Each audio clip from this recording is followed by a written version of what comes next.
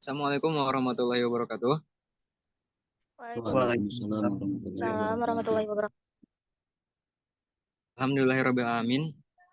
Wabihi nasta'inu ala umur dunia waddin. Wassalatu wassalamu ala asrofil anbiya wal mursalin. Wa ala alihi wa sahbihi ajmain amma ba'du. Mungkin yang pertama marilah kita panjatkan puja dan puji syukur kehadirat Allah Subhanahu wa taala yang mana atas rahmat dan karunia-Nya kita bisa diberi kesehatan, bisa diberi kesehatan untuk mengerjakan tugas UTS ini gitu. Presentasi kali ini.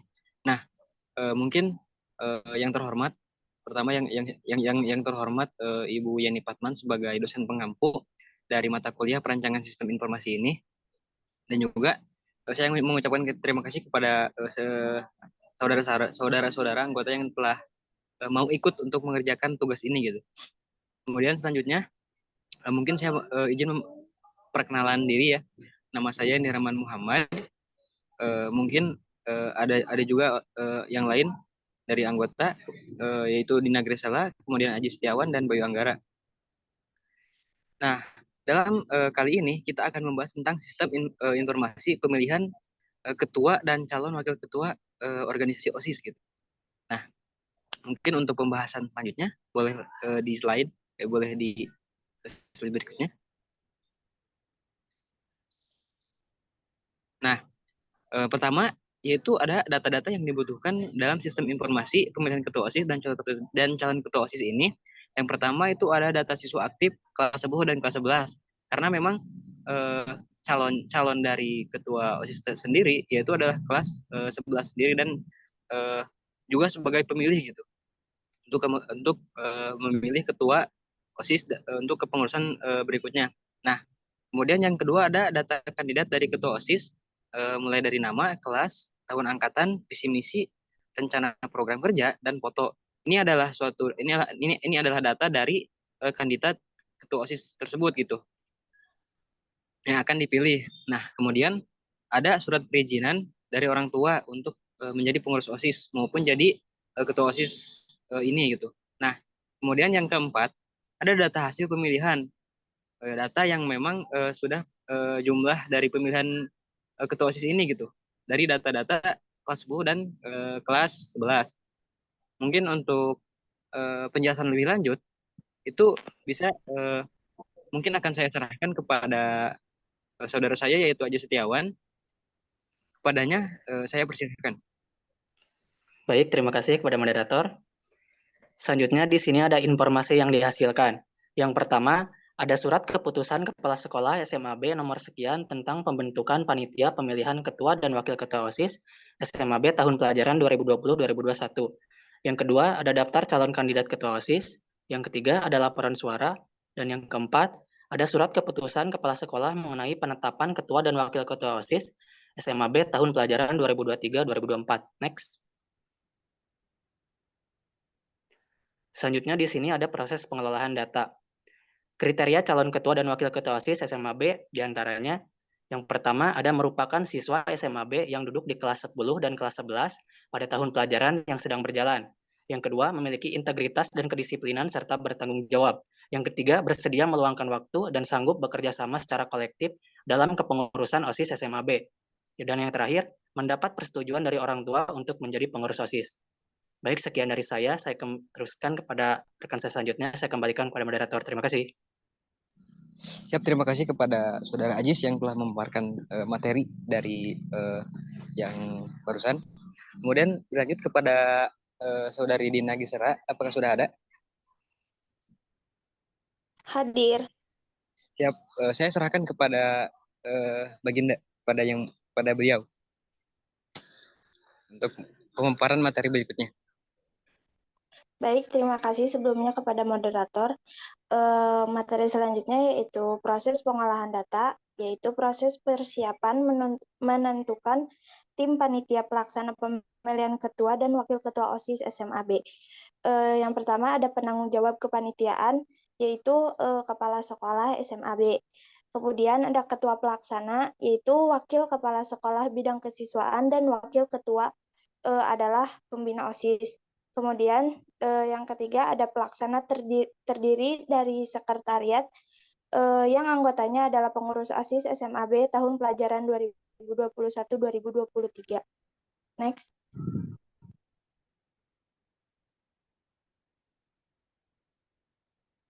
Next.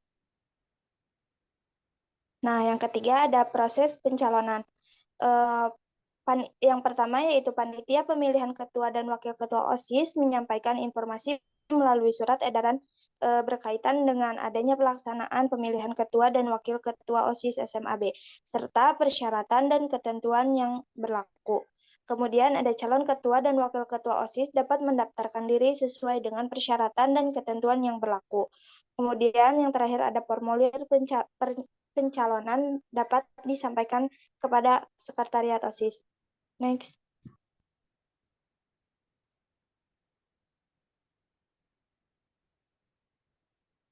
Yang keempat ada proses verifikasi formulir pencalonan. Yang pertama yaitu proses verifikasi dilakukan maksimal 3 hari. Kemudian yang kedua, calon ketua dan wakil ketua OSIS yang lulus verifikasi adalah mereka yang memenuhi semua kriteria dan persyaratan yang telah ditetapkan. Kemudian calon ketua dan wakil ketua OSIS melakukan serangkaian tes dan wawancara. Kemudian pengumuman hasil verifikasi dan penetapan calon ketua dan wakil ketua OSIS serta nomor urutnya akan diumumkan oleh panitia pelaksana pemilihan. Kemudian panitia pelaksana meminta calon yang telah ditetapkan untuk membuat visi, misi, dan rencana program serta penjabarannya selama 1 tahun ke depan. Kemudian yang terakhir yaitu visi, misi, dan rencana program serta penjabarannya akan didemonstrasikan di hadapan semua siswa pada saat pemilihan ketua OSIS dan wakil ketua OSIS. Next. Mungkin sekian yang saya bisa paparkan. Saya kembalikan lagi kepada moderator.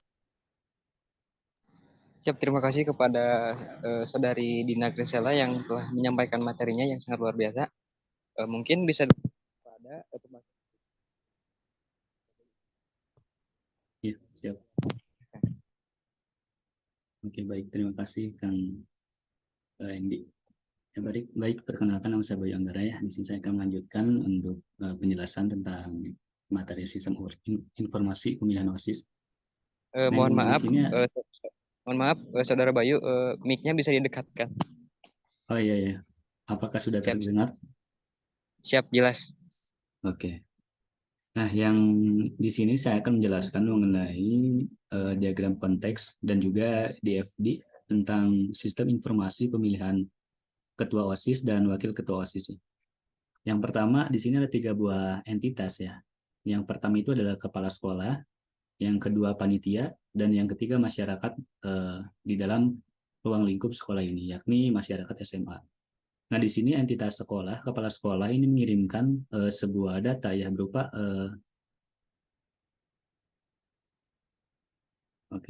surat keputusan ya, yang berisi mengenai pemilihan OSIS. Nah, setelah surat SK ini keluar, maka si proses ini, SI pemilihan OSIS ini akan disebarluaskan kepada masyarakat SMA ini. Nah, lalu adapun dari si proses pemilihan OSIS ini akan mengirimkan sebuah data kepada panitia, yakni membentuk panitia. Lalu panitia akan mengirimkan sebuah data masukan kepada SI pemilihan OSIS, yang dimana inputnya itu adalah mengadakan suatu kegiatan. Oke.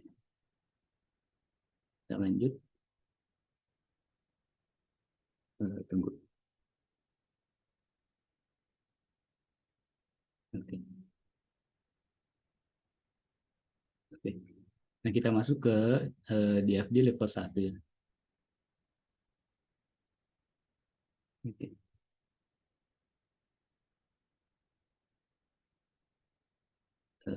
Bentar ya. Ini kepotong nggak gambarnya? Enggak ya. Nah, yang pertama, entitas kepala sekolah ini seperti yang tadi dijelaskan di dalam diagram konteks ya, mengirimkan surat keterangan atau surat keterangan, lalu surat keterangan itu akan disebarluaskan kepada siswa. Nah, kita pindah ke panitia ya, entitas panitia. Panitia ini membuat sebuah surat edaran, nah, yang dimana surat edaran ini akan disebarluaskan juga kepada siswa. Nah, apa sih isi dari surat edaran ini? Surat edaran ini adalah sebuah bentuk surat ya untuk yang berisi mengenai pemilihan gitu ya, pemilihan calon ketua OSIS yang akan diadakan di SMA tersebut. Nah gitu. Yang pertama nih, panitia yang membuat surat edaran ya mengenai calon pemilihan ketua OSIS dengan kriteria yang pertama, siswanya ini merupakan siswa aktif di SMA B ya, yang duduk di kelas 10 dan 11 pada tahun pelajaran yang sedang berjalan. Yang kedua, setiap kelas hanya dapat mencalonkan satu orang kandidat. Misalnya dari kelas siswa ini terdapat satu orang wakil ketua dan juga satu orang ketua di masing-masing kelas gitu. Nah, yang ketiga, memiliki integritas dan kedisiplinan serta bertanggung jawab. Yang keempat, bersedia meluangkan waktu dan sanggup bekerja sama secara kolektif dalam pengurusan OSIS di SMA B. Nah, yang kelima, mendapatkan persetujuan dari orang tua untuk menjadi pengurus OSIS. Nah, dengan catatan pemilihan ketua OSIS dan wakil ketua OSIS ini akan dilaksanakan selama 4 hari sesudah penyebaran surat edaran. Nah, lalu berkas-berkas persyaratan atau berkas persyaratan administrasi dikumpulkan kepada sekretaris OSIS. Nah, ketika surat edaran itu telah resmi disalurkan, ya, maka siswa ini dapat mendaftarkan diri sesuai dengan persyaratan dan ketentuan yang telah berlaku. Lalu masuk ke bawah, ya, pengumpulan berkas.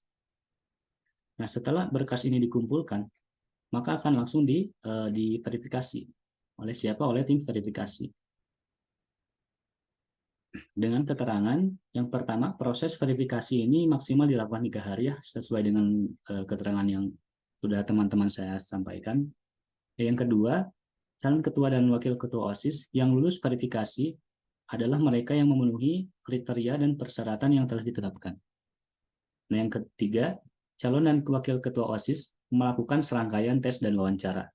Yang keempat, pengumuman hasil verifikasi dan penetapan calon ketua dan wakil ketua OSIS serta nomor urutnya akan diumumkan oleh panitia. Yang kelima, panitia pelaksana calon yang telah ditetapkan diwajibkan ya untuk membuat sebuah visi dan misi dan juga rencana program serta penjabarannya selama 1 tahun ke depan.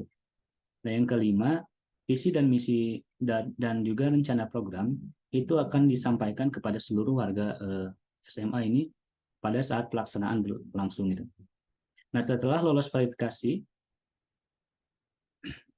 maka data akan disimpan di data store ya dengan nama data calon kandidat.